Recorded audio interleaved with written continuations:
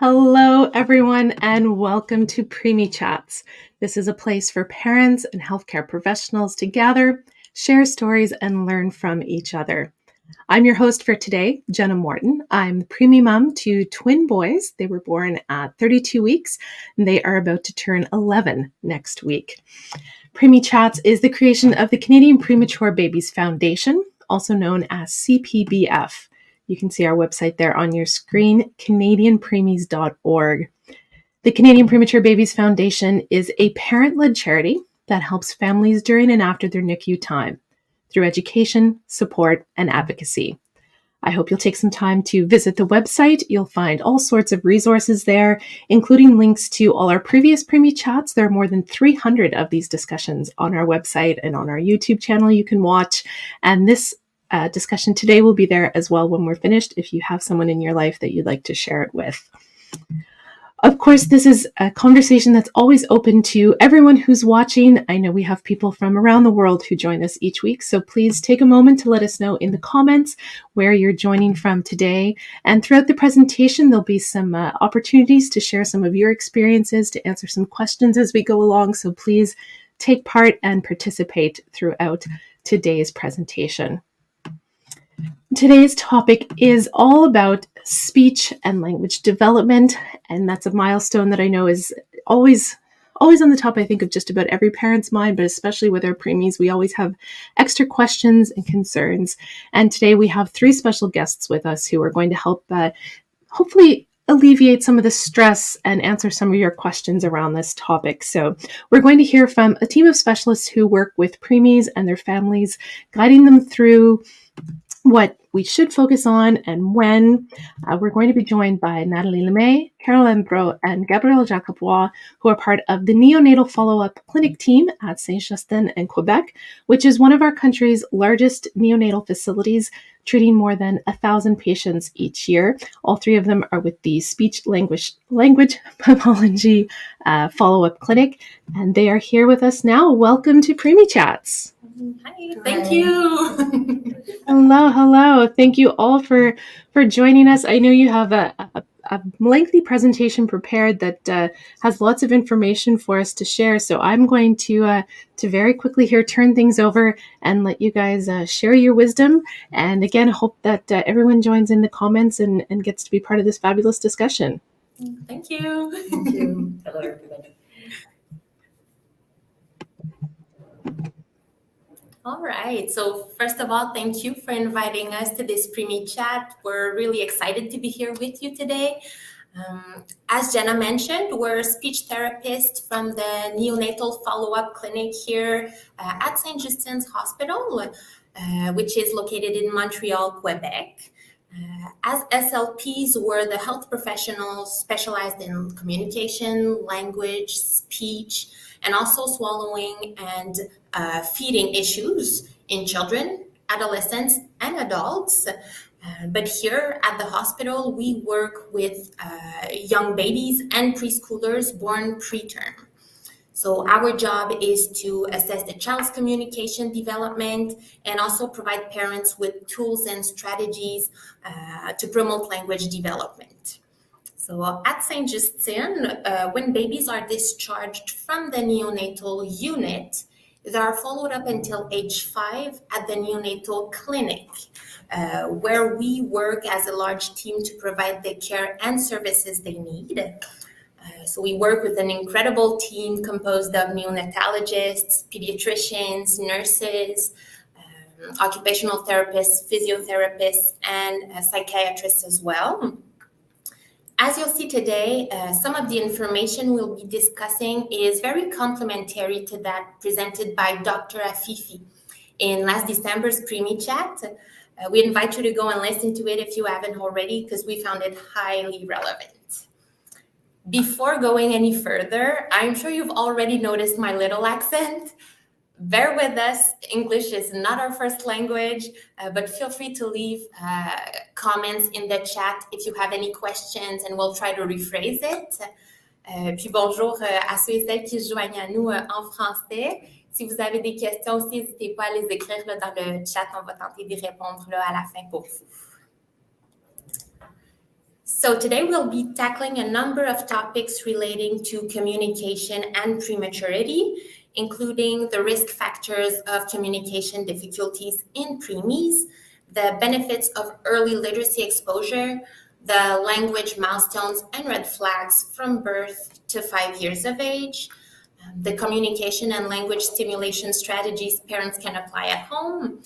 And we'll also briefly talk about bilingualism, which is often a subject on which the parents we meet in our offices have questions about. Okay, so let's first talk about when communication starts in babies.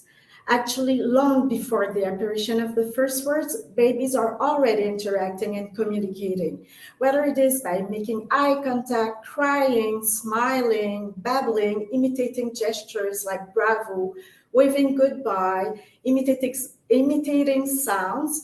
These skills are what we call the pre-language skills, or you can also hear prerequisites to language or communication precursors, and they usually appear at a very early age in babies. Therefore, since early identification and early intervention are at the core of our work, SLPs can be involved at a very early age with babies whose communication skills might be developing a little lower, at a slower rate than usual. We can provide parents with different tools and strategies to promote the development of communication and language skills of their baby. Okay, now if we ask ourselves, what are the language outcomes in preemies babies? What proportion do you think of children born preterm will have language difficulties? Will it be 1 in 10, 1 in 3, or all of the children born preterm? So I'll give you a little minute to answer that in the chat so we can see, what you think.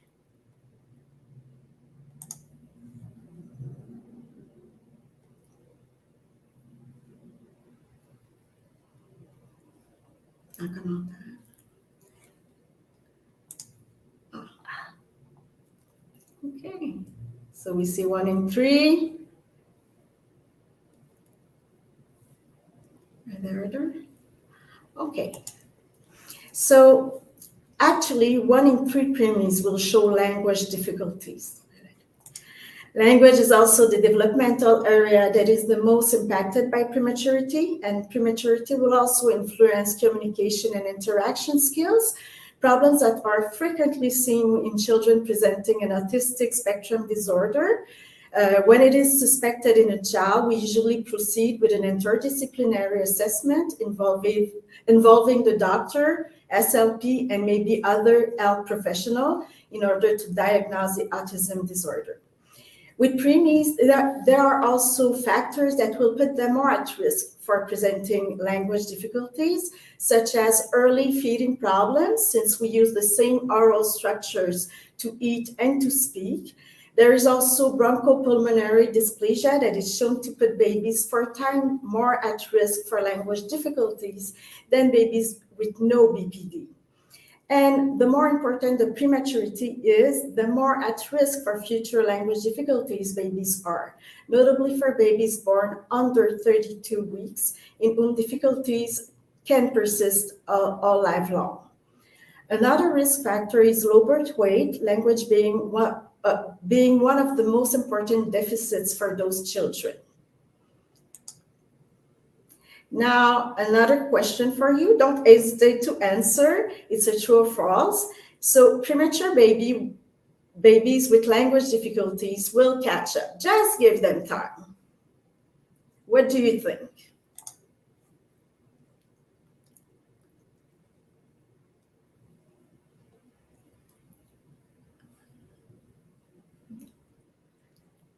I don't know if there are any answers because we don't see them. Okay, Jenna. Right. Time for most or withheld. Okay. Good. Okay. Okay, so we see different types of profiles. For instance, some children can have temporary language deficits, and others will have more persistent difficulties ranging from mild to severe. The struggles could affect different aspects of communication and language in each child. It could affect the pre-language skills that I mentioned earlier, which may not be developing as expected, like a child who doesn't imitate sounds. Problems can also affect language comprehension. When thinking of language, one usually thinks of how a child speaks, but children also need to understand words, questions, and orders that are spoken to them.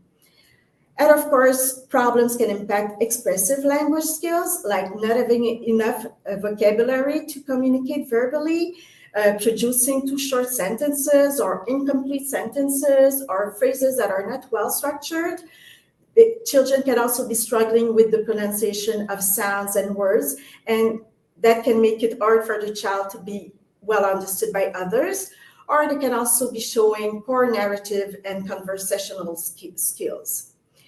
Many preemies will need long-term speech therapy that will be provided at a rehabilitation center and, if needed, at school later on.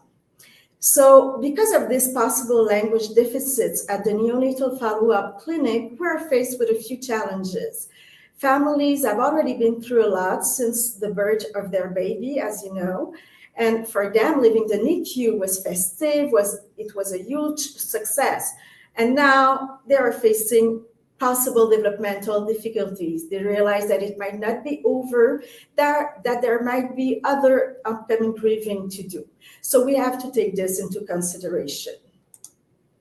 So knowing that there are some risk factors for language difficulties in preemie babies, we can ask ourselves, how can we support the language development?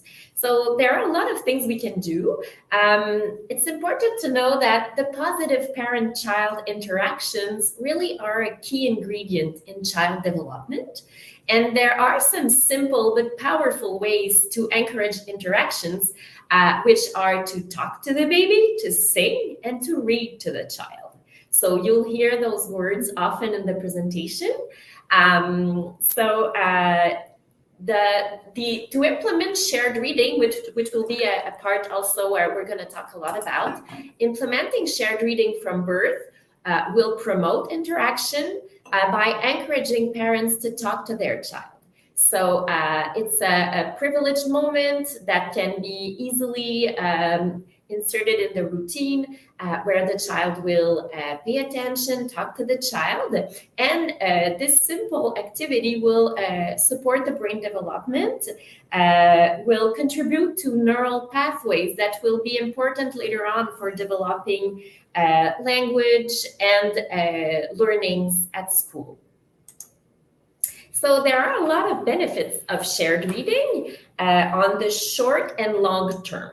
So as soon as in the NICU during the hospitalization, it leads to a reduction of desaturations for the baby up to 1 hour after the reading period ended.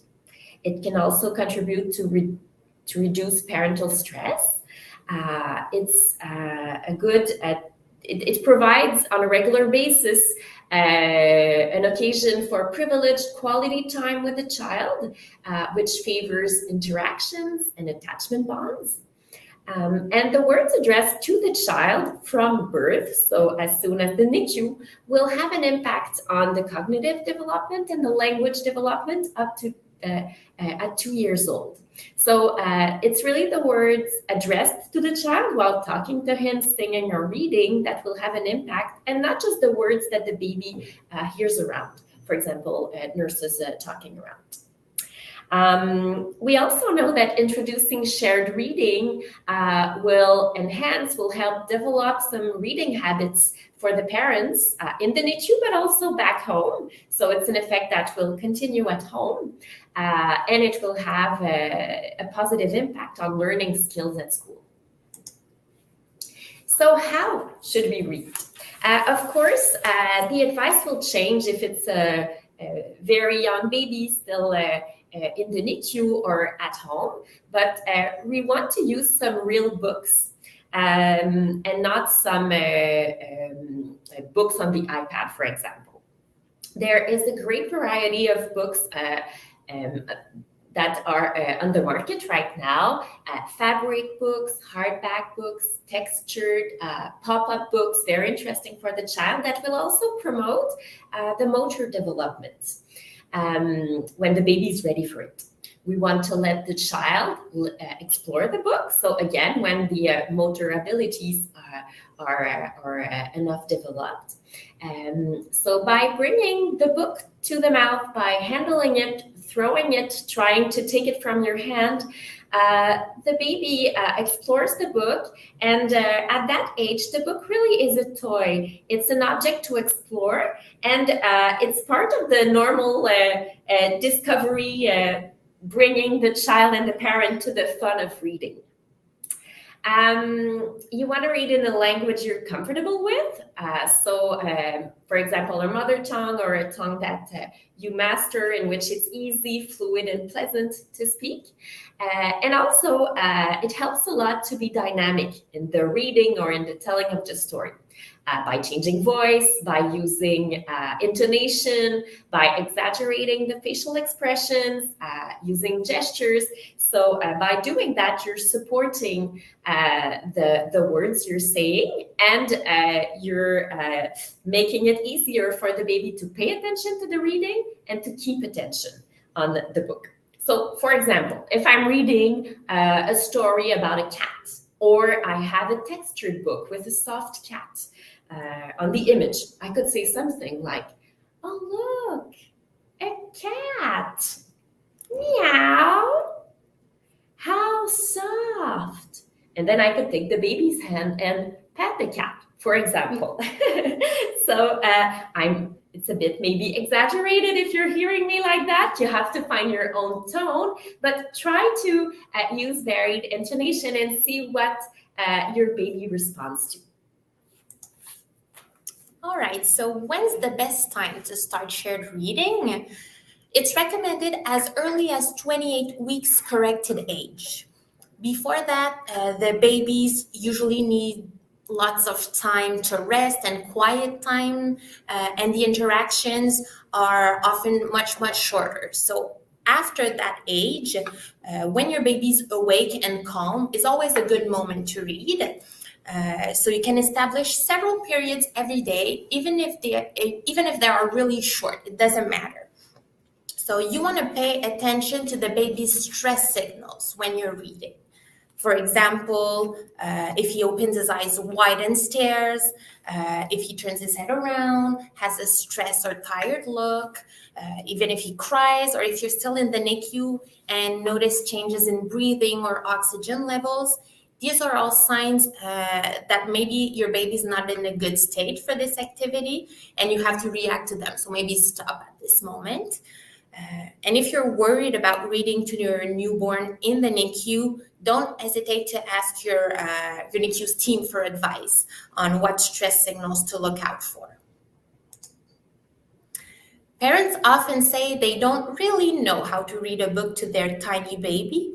The key is really to trust yourself and to pay attention to your baby's signal. So there are many ways to explore a book. You don't have to read the whole story. You can skip pages. Nobody's going to be mad at you for it.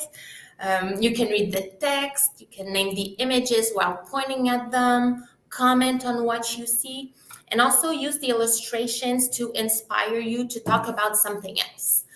For example, if we keep going with the cat book, what you can do is tell your baby that, oh, there's a cat also waiting for you at home. His name is Fluffy. So talk about what the images inspire or remind you of.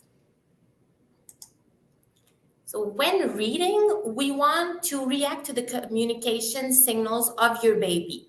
So whether they be sounds, facial expressions, looks, movements, and by responding to them, recreate the first small interaction. So the first small back and forth between the baby and the parent. And there are many ways you can react to your baby. And what we want is to react quickly.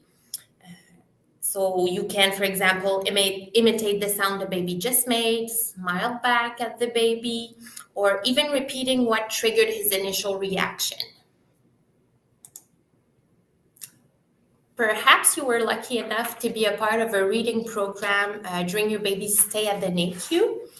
But know that there are also several reading projects all across Canada implemented in neonatal follow-up clinics, where the nurses hand out books to the families at almost each medical appointment, and they give strategies to the families on how to use those books to promote interactions and to stimulate language development. There is a growing body of evidence that shows just how crucial early exposure to reading is. As Gabrielle said a bit earlier, it's good for families' reading habits back at home, on the child's brain development, and also on the child's language and pre-reading skills. So as you can see, we are completely sold on early exposure to reading.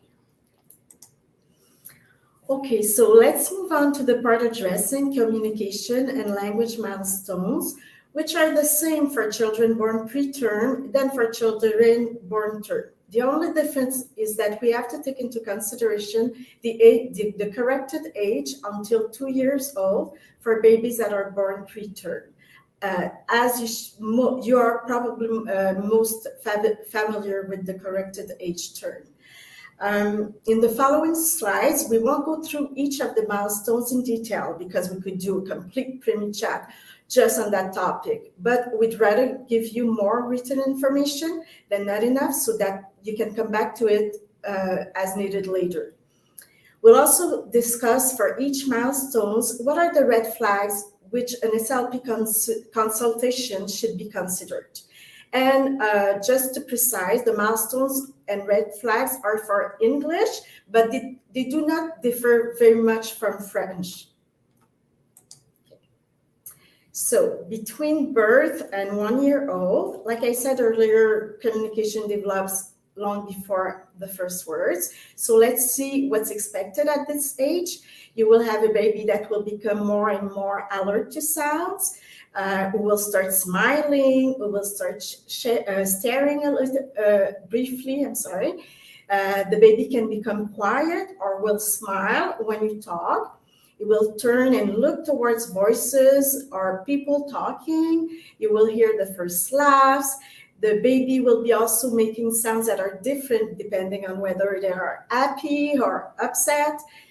They will make sounds like ooh, arr, not very as good as Gabrielle. Then they start experimenting by playing with the pitch, intensity, and intonation of his voice. They become more aware of the effect of their vocal productions on the people around them. The baby will also babble with more different sounds and syllables like ma, ma, ma. They will make sounds back and forth with you. They will recognize loved ones and some common objects, and should be reacting when hearing their name. And around 1 year old, the first word appears. And what could be a concern at this age for our babies? Well, a baby with feeding difficulties, as I said earlier, could indicate that he needs to be seen.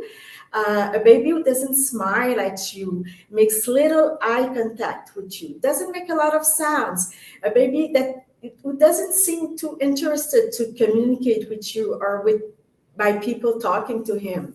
A baby that doesn't react when we are calling his name. A baby that has limited or absent babbling at 8 months old. Who doesn't try to imitate sounds, doesn't use communicative gestures such as pointing or waving, and doesn't have interest in interactive games like peekaboo or nursery rhyme. Between 1 and 1.5. Oh, I'm sorry, I'm going to take my mask off so you can hear me better.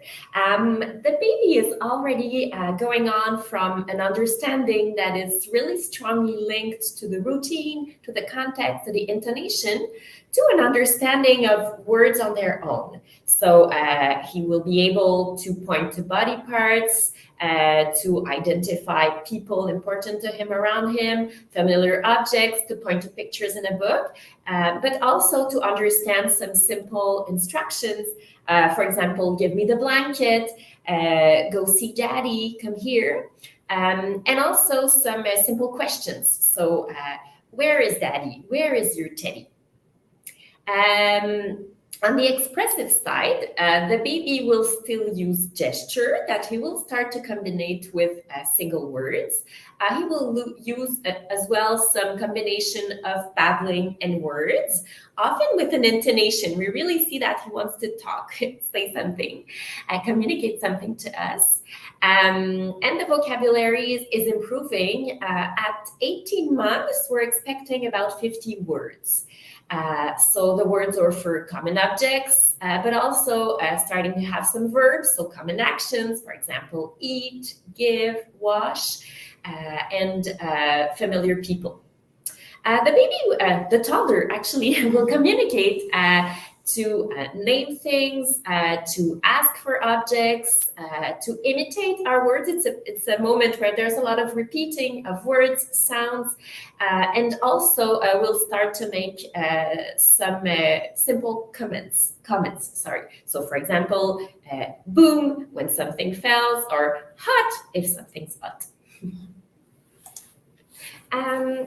For the red flags, we're always going to add up on what are the new red flags. So of course, if something expected earlier is not there, well, it's still a reason to talk to your healthcare professional. And also at any point in development, if there's a regression. So for example, a child that starts to develop vocabulary and that stops talking. So regression in the development should always be a reason to talk to your doctor or an SLP. So the red flags between 1 and 1.5 would be a lack of interest in speech. So a child that doesn't feel concerned when we talk to him, that doesn't turn around when we're speaking. A child that is not interested to initiate communication with us by his words, sounds, or gestures, or that doesn't respond to our initiative. A child that doesn't understand some routine words, some easy and simple instructions, or a child that expresses no words at all at 15 months. All right, so between 18 and 24 months, the child understands more and more vocabulary, grasps longer instructions with 2 steps. For example, get the spoon and put it on the table. And the child should rapidly acquire several words, usually more than 100 at this age, and often up to, well, not often, but sometimes up to 500 words. So it goes really quickly. This then enables the child to combine words together to express some ideas. For example, more water, or go outside. So it's still also quite normal at this age for your child's pronunciation not to be clear because he's developing his inventory of sounds and syllables. At 2 years of age, we worry if the child is not talking much more than before. So if there's a limited vocabulary growth, an absence of word combination, and if he's not really using his words to initiate a conversation with someone. Now, between 2 and 3 years old, the child should be using word combination and short sentences, will be using more grammar words. For example, the S, marking plural words, like birds or toys, or using the ED for words to talk about past action. The child will also use words to express different things, like asking where and what questions, or making more comments, more elaborated comments. The child will be able to answer questions like, what do you do when you're sleepy? Or which one can you wear? The child will be correctly producing many consonant sounds and vowels in most words, And speech is becoming more clearer, but may still not be quite well understood by unfamiliar people. And what can be a concern and indicates a need for an SLP assessment would be a child who doesn't understand two-word sentences or instructions or questions. And comprehension difficulties can go unnoticed or are interpreted as behavior problems. When a child tends to ignore or to repeat a question, it could indicate that he didn't understood it. He didn't understand it. Like if you ask, "Where is your shoe?" and the child responds, "Where is your shoe?" So it could indicate that the child didn't understand the question. We'll be also concerned by a child who doesn't use a lot of words and doesn't use language for different purposes, who produces few 2-3 word statements, who's not well understood even by familiar people, and who has little elaborate play or tends to play alone. At age 3, the child is already an efficient communicator, and basically he understands and is understood in a simple situation. So the child will understand the variety of questions concerning the here and now, so concerning what we're doing, seeing, but also he's able to go and talk about something happening in the future or that happened in the past, or answering questions about common knowledge. So for example, where do you sleep at night? Who did you play with at the park? So the child understands a variety of questions and is able to understand and to use more and more abstract words. So for example, bigger, under, a lot. So those words are developing and are allowing the child to understand some varied directives. The child will express some complete sentences and also some complex sentences. So some longer sentences with 2 verbs, with more grammar words. So the sentences are not always complete and perfectly built, but they're able to express some more and more complex and varied ideas. For example, I am sad because mommy left. So the child really is building his grammar and sentences. The understanding and those sentences helps the child maintain a conversation. He's not able to retell an event, a story. The basic ideas are there. The organization is not perfect, but with questions, we're able to understand what he's talking about most of the time. And the child is producing more and more sounds. He's understood by most of the people most of the time, even if some sounds can still be harder and not produced correctly. The red flags at that age would be difficulties to understand longer instructions without help. So if the child needs a lot of repetition, of gestures, of demonstration to understand, it's a red flag. A child that doesn't do some complete sentence, that uses few grammatical elements, that's not able to maintain a little conversation, that still use language more to ask or to name and not yet to tell personal events, or a child that is not understood by unfamiliar people. So those would be red flags. And finally, between the ages of 4 to 5 years old, children understand complex instructions. They can also produce grammatically correct sentences, which are long and complex in much the same way as adults do.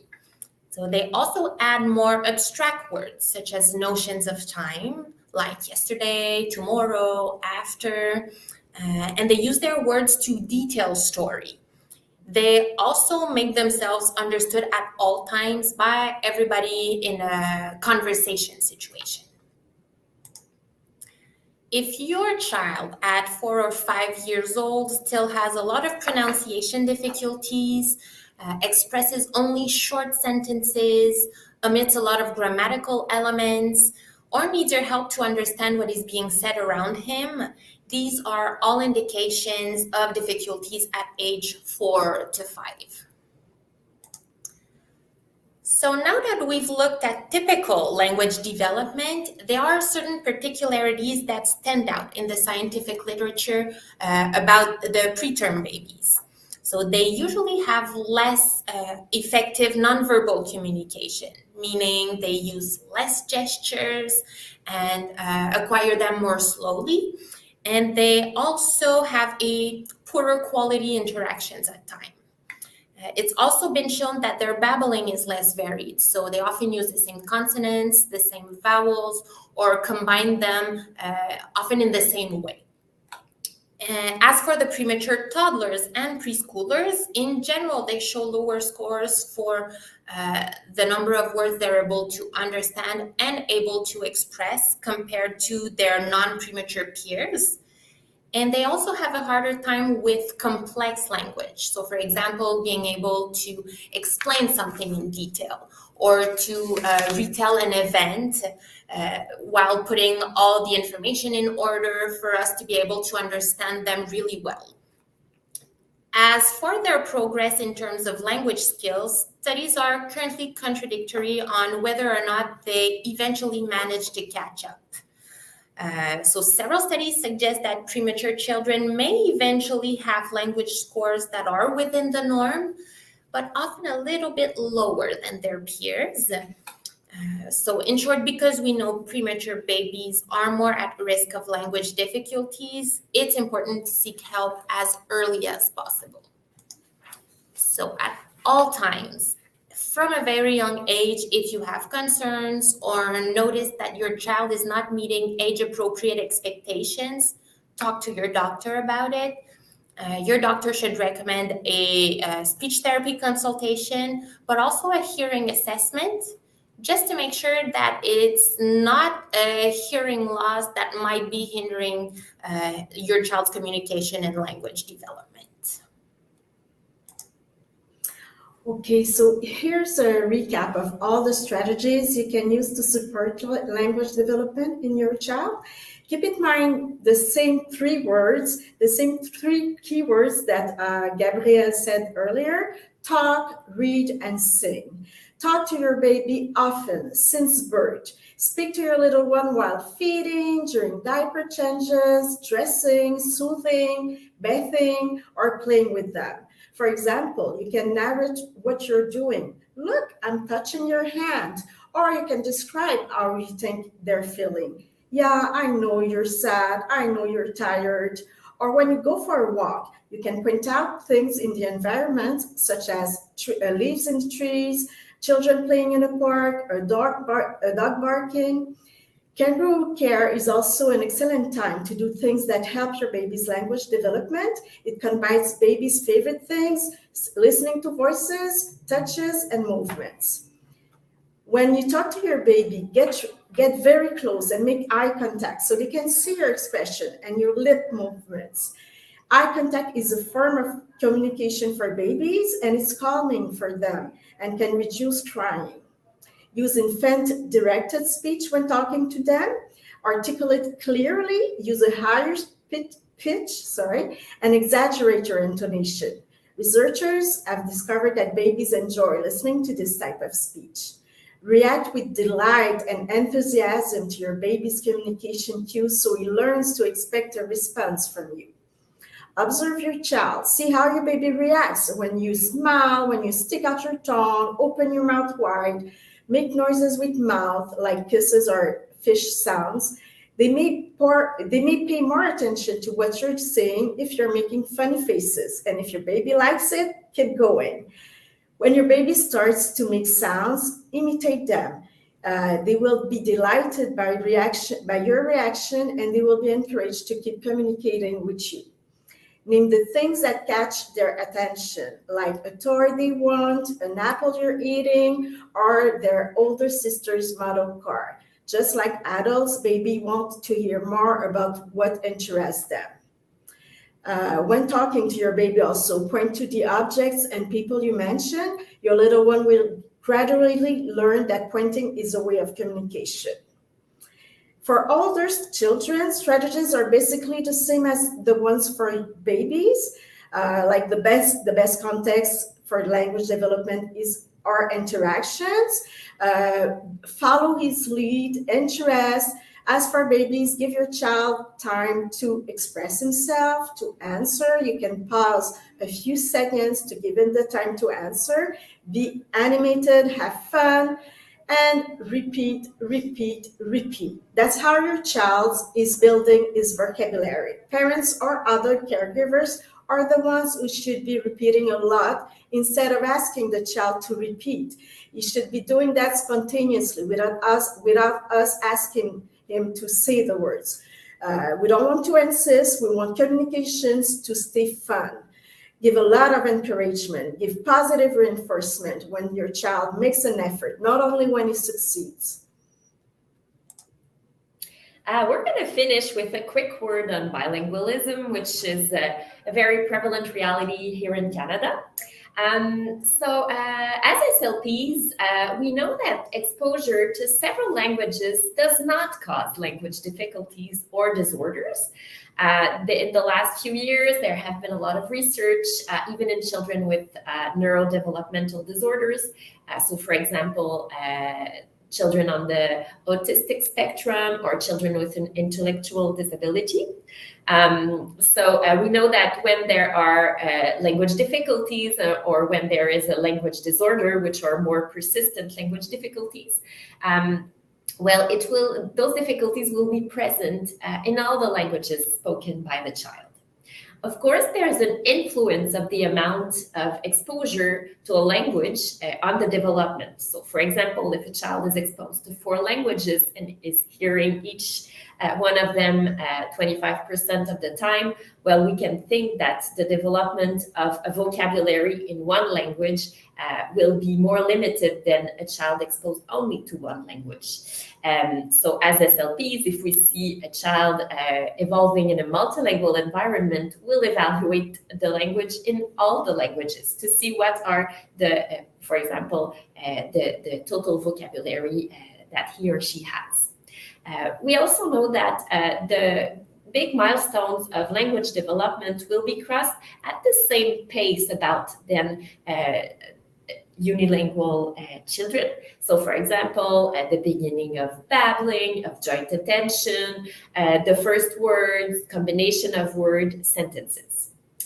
So the more important recommendation for you as parents is really to speak to your children in your mother tongue or in a tongue that you master well, where you're able to give a rich model, varied verbal models, use a lot of words, simple sentences, complex sentences. It has to be pleasant to speak with your children. There has been, we have to say, recent studies with controversial new data about the impact of multilingualism on preemies language development, especially for babies that were born at 29 weeks or less. And the results were suggesting that there was a link between multilingualism and language development. And that the language development was a bit slower for kids in a multilingual environment. But at that point, there is not enough data, and we don't recommend to change the usual recommendations that are still really to speak in a language you're comfortable with to your children. We're going to finish with a few resources you can easily find on the web. So for the reading, there's on the Canadian Premature Babies Foundation website some education sheets that are interesting, also on language development and stimulation in the NICU and later on back home. There's also some tips for reading on the Canadian Children's Literacy Foundation. And on the Naître et Grandir, I don't know if you know that great website in the English world, but it's a website with a lot of information from the pregnancy to the age of, I think it's 6 or 10, but a lot of information for the preschoolers and very interesting infos on reading to toddlers with videos and short and easy to understand websites you can look at. And finally, there are some videos you can find on YouTube. It's called Why Interaction Matters, and it's made by the Hannon Center that provides some coaching and a lot of infos for early language intervention. And the video is an illustration of the power of interaction to develop the brain and the language. So this ends our presentation. We have time for questions. So thank you for listening, and we're listening to you now. Thank you so much. There was just so much fantastic information in there. And yes, I hope people, if they have questions, they'll ask in the comments. But I have a question that I wanted to hear you kind of speak to. And I'm wondering, we talked a lot about kind of that 0 to 5. So until kids go to school. And if we do have a preemie who we know is having some struggles, what are some tips and some advice for parents in terms of sending that child off to school? What kind of conversations should you be having with their teachers or with their educators at school? Well, you should always tell your educator or the school your child's going to go to about his struggles or his difficulties, so that way they might be able to help them. We don't know how it works in the different provinces in Canada, but for example, here in Quebec, when children have difficulties with language and are identified early on, often they can have speech therapy in school. They can have intervention plans where all the different professionals and the teacher at school know what to do to help the child develop better and succeed at school. So yeah, telling the whole team at the school is going to help your child receive the support he needs. We do have a couple of questions coming in here. I'm going to bring one up here first, and then there's another one after this we'll bring up. But first, this watcher from Halifax was asking about videos for young children, and is it okay to watch videos for children when they're young? Well, I would go with the general recommendation where it's really not something that is helping the baby's development. So really, as we focused a lot on, it's the words that are addressed to the child that are the more important. Language develops an interaction. So even the educative videos are not the best ways to stimulate the language.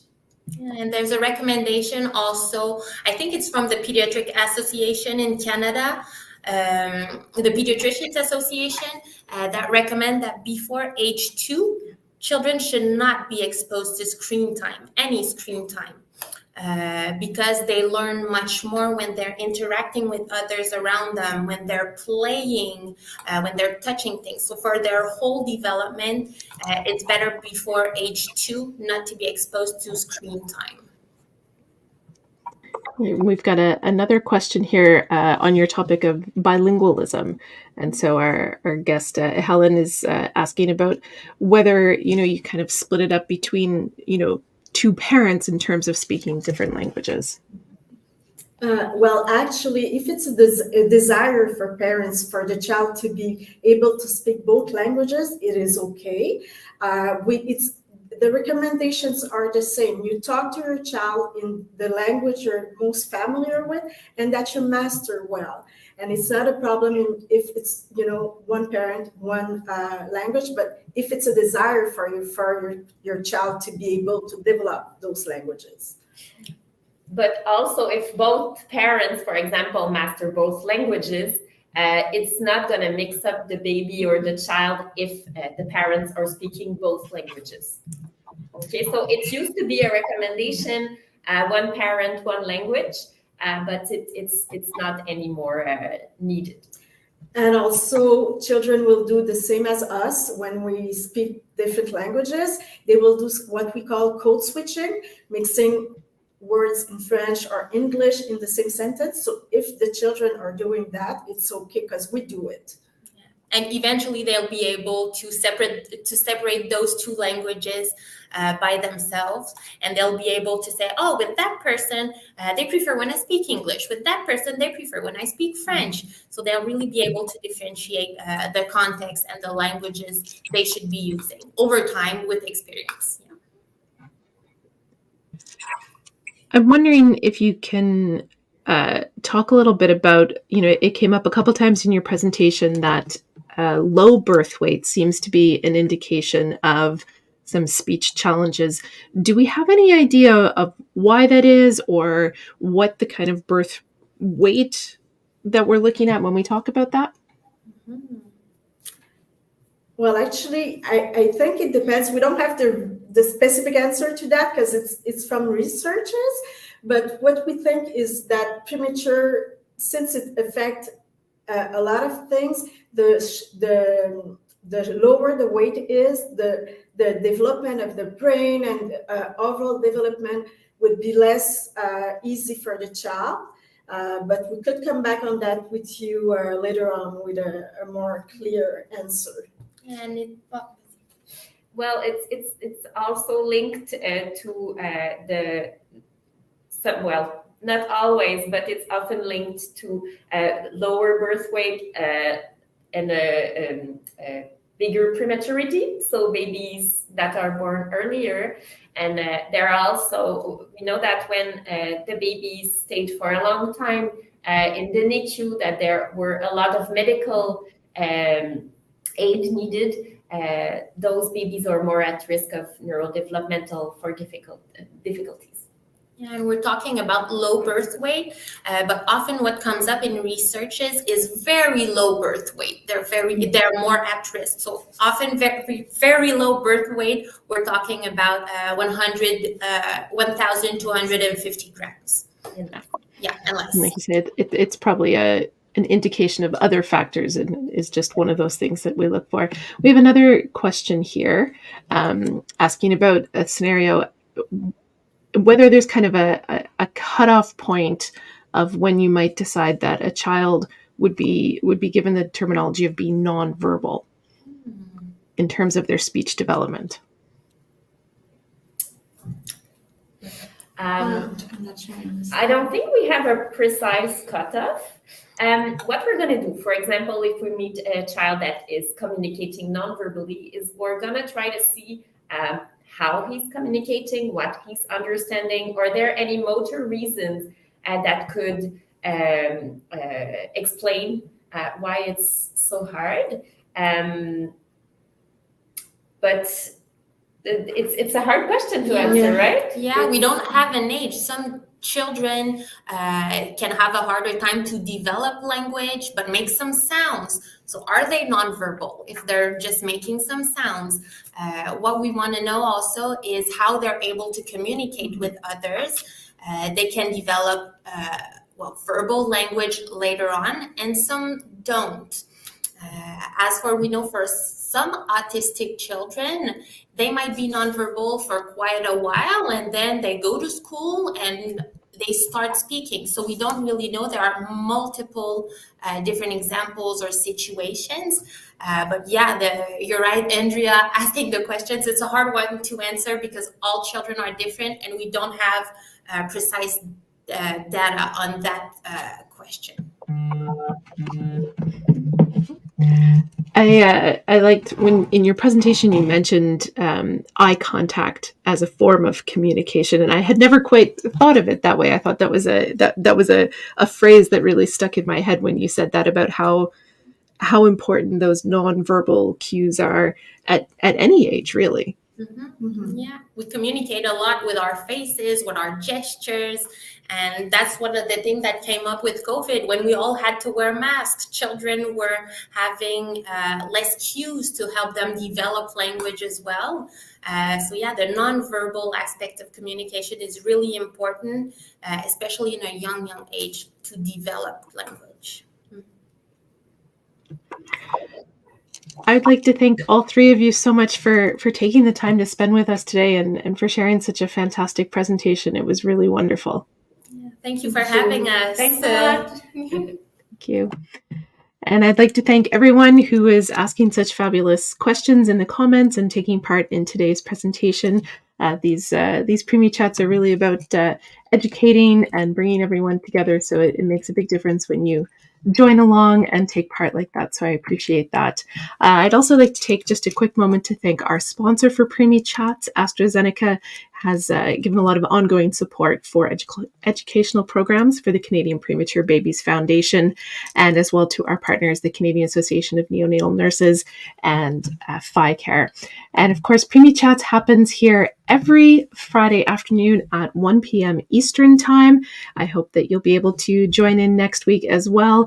And again, you can find any of our previous chats as well as this one will be up on our website and all our social media. So thank you so much for watching and have a great weekend, everyone.